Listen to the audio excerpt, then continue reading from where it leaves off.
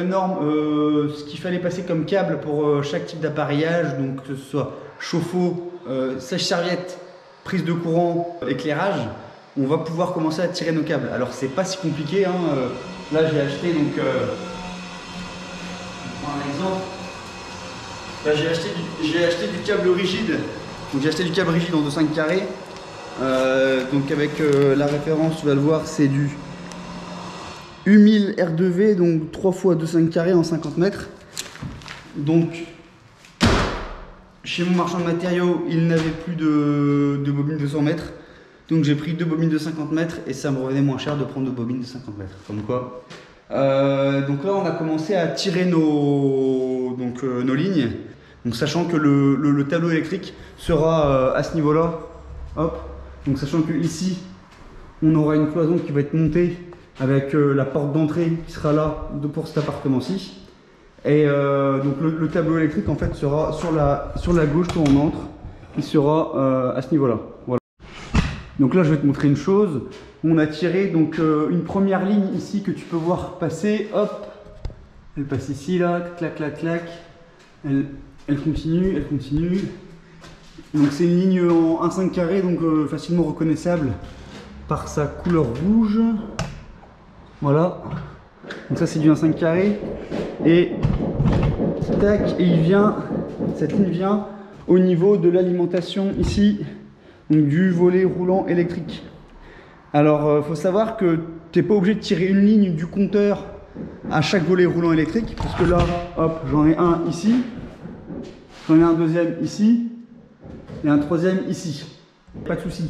Par contre, c'est le nombre de raccordements que tu peux faire sur une même ligne par rapport au nombre de volets roulants que tu as.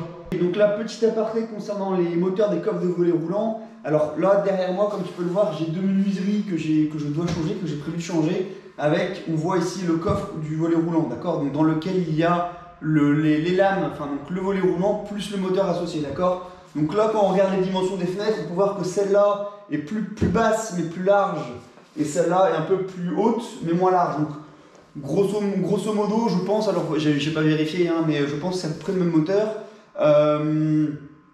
Là, les lames du volet roulant seront plus larges, d'accord, mais il y en aura moins vu qu'elle est moins haute. Et là, elles seront moins larges, mais il y en aura peut-être une ou deux ou trois de plus parce que la fenêtre est plus haute. En gros, faut savoir que plus un volet roulant a de lames, en gros, plus une menuiserie est large et haute, et bien plus forcément tu auras des lames par volet roulant qui seront lourdes. D'accord? Tu comprends bien que sur une fenêtre comme celle-là, ou sur par exemple une porte-fenêtre, hop, ou comme sur la porte-fenêtre qui se situe là, que j'ai prévu de changer, alors là on ne l'a pas montée encore la menuiserie parce qu'elle est encore dans le garage, tu comprends bien que là j'aurai beaucoup plus de lames sur ce volet roulant que sur celle-là, d'accord? Parce que celle-là est pratiquement 2 fois plus haute. Et en fait, plus tu as de lames sur un coffre de volet roulant, enfin sur un volet roulant, plus bien ton volet roulant est lourd. Donc plus en fait ton moteur va devoir développer ce qu'on appelle de l'énergie, hein, de l'énergie mécanique, donc un couple moteur pour soulever ce volet roulant. Alors il faut savoir que dans le système international, c'est une relation entre ton énergie mécanique et ton énergie électrique. Donc il faut savoir que 1 joule c'est égal à 1 Nm, mais c'est égal aussi à 1 watt multiplié par des secondes. Donc en fait là tu as directement la relation entre la puissance électrique et mécanique de ton moteur. Et en gros c'est pour ça que plus une menuiserie sera importante, plus il y aura un volet roulant qui sera grand, plus tu auras besoin d'avoir une puissance électrique importante, d'accord? Alors en fait la meilleure manière de savoir combien de moteurs de volet roulant tu peux mettre sur une même ligne protégée par un C16, donc qui est alimenté en 1,5 mm², eh bien le mieux en fait c'est de demander à ton constructeur, si tu passes en direct avec lui, ou à ton poseur, quelle est la puissance des moteurs de chacune de tes fenêtres, d'accord? Et ensuite tu pourras faire le cumul, sachant qu'on l'avait déjà vu, et bien pour un disjoncteur 16 ampères, un disjoncteur divisionné à 16 ampères, tu pourras monter au maximum à 16 ampères x 230 volts, ce qui fait quasiment 3700 watts. Personnellement, j'arrondis toujours à la centaine inférieure pour me laisser une petite marge de sécurité, donc on va dire 3600 watts. Imaginons que ces deux fenêtres elle développe elle faisait un moteur avec une puissance de 100 watts, ça voudrait dire qu'on pourrait mettre 36 fenêtres de ce type-là à la suite sur une même ligne et on serait toujours protégé par le disjoncteur et il ne déclencherait pas. Alors bien évidemment, tu comprends bien que 36 fenêtres sur la même ligne, enfin 36 volets roulants sur la même ligne, c'est complètement inutile, surtout que tu ne les utiliseras jamais tous en même temps. Et en plus, tu as toujours ce même critère de sélectivité qu'on avait vu. Et donc, je te mets le lien juste au-dessus là pour que tu ailles voir la vidéo concernant les critères de sélectivité. Tu devras tout de même répartir sous plusieurs lignes, sous au moins 2 disjoncteurs, tes coffres de volets roulants, que ce soit dans ta maison ou dans ton appartement. Voilà.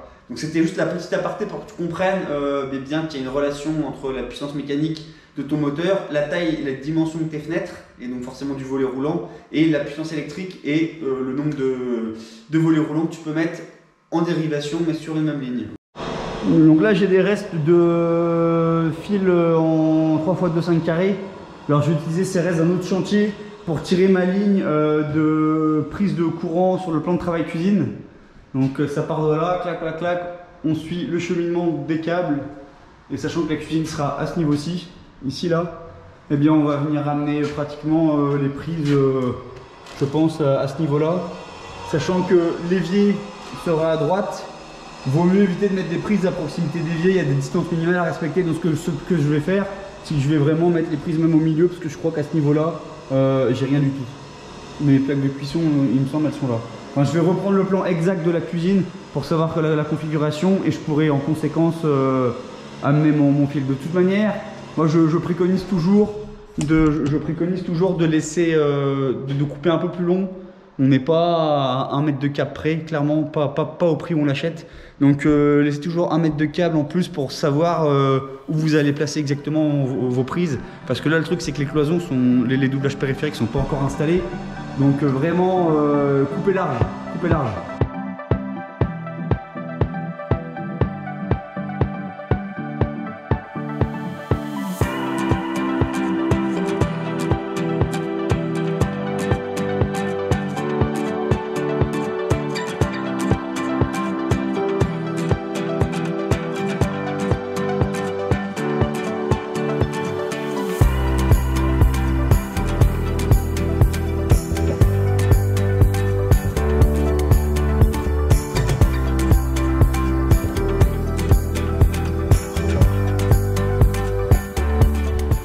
Alors là, je vais te montrer une petite astuce. Moi, quand j'ai démarré la rénovation, et notamment la partie électrique, je ne le savais pas. Et puis, c'est à force, je me suis rendu compte que c'était hyper pratique.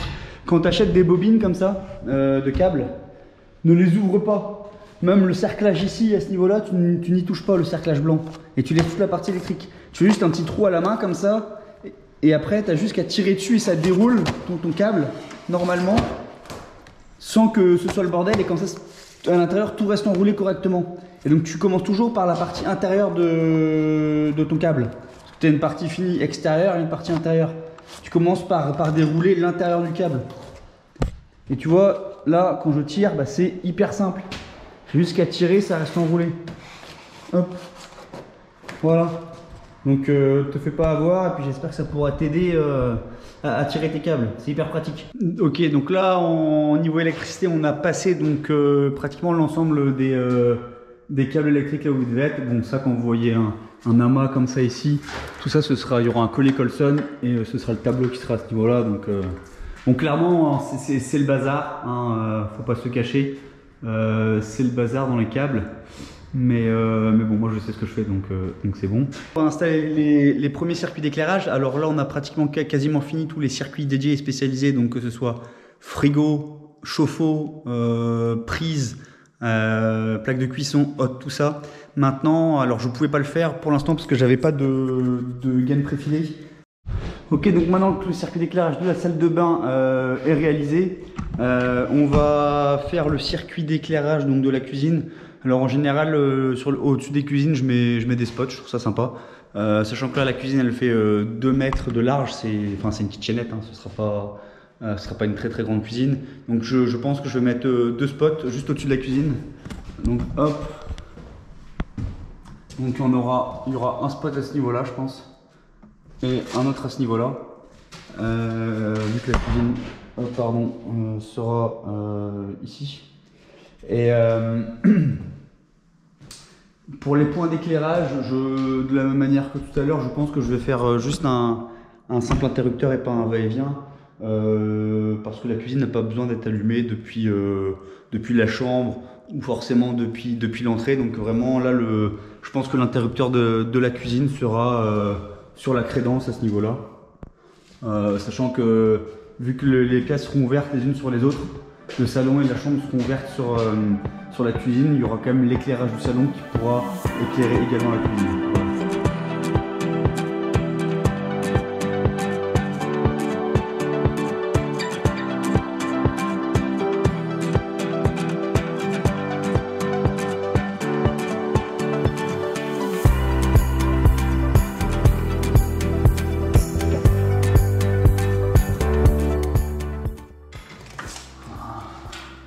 Ouais, j'ai 45, donc je vais la couper à 44,5. Tac. Je la coupe à 44,5.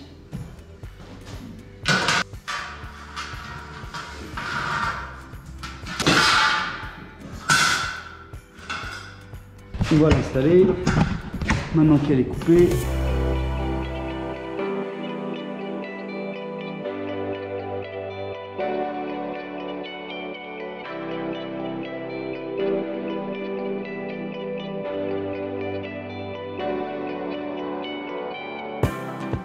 on va tout régler pour que ce soit à peu près parallèle. Voilà. Hop, voilà, nickel. Donc tu vois là, voilà à quoi ça ressemble. Et moi, tous mes câbles, ils vont passer ici. Et comme ça, ils vont forcer là-dessus.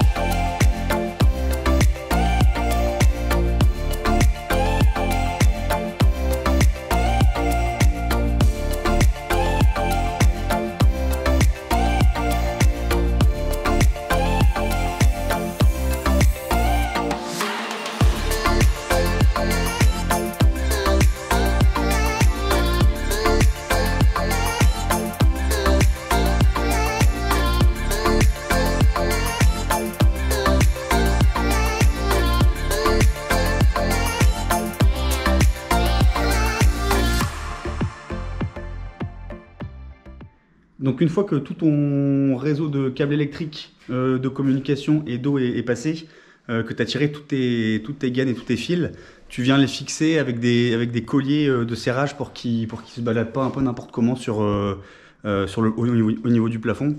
Donc là tu peux le voir, hop, j'ai mis des colliers de fixation, par exemple pour mes RJ45, donc j'ai mis des colliers de ce type là.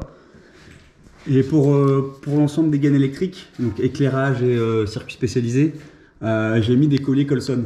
Donc en gros là tu vois, j'ai fait un perçage à 8 et après j'ai mis en force une fixation de diamètre 9 à ailette et j'ai terminé par mettre un collier Colson de serrage. Et ça se présente, hop, je vais te montrer. En fait ça se présente comme ça. Donc voilà à quoi ça ressemble. Donc ça c'est du diamètre 9 qui vient en force dans un trou de 8. Et ici tu viens mettre ton collier Colson pour serrer l'ensemble de tes gaines. Donc voilà, donc là j'ai répété l'opération sur plusieurs points. Hop, tu vois là, j'ai remis un collier pour les RJ45. Il nous reste les RJ45, les circuits d'éclairage et les circuits spécialisés à fixer. Et c'est parti.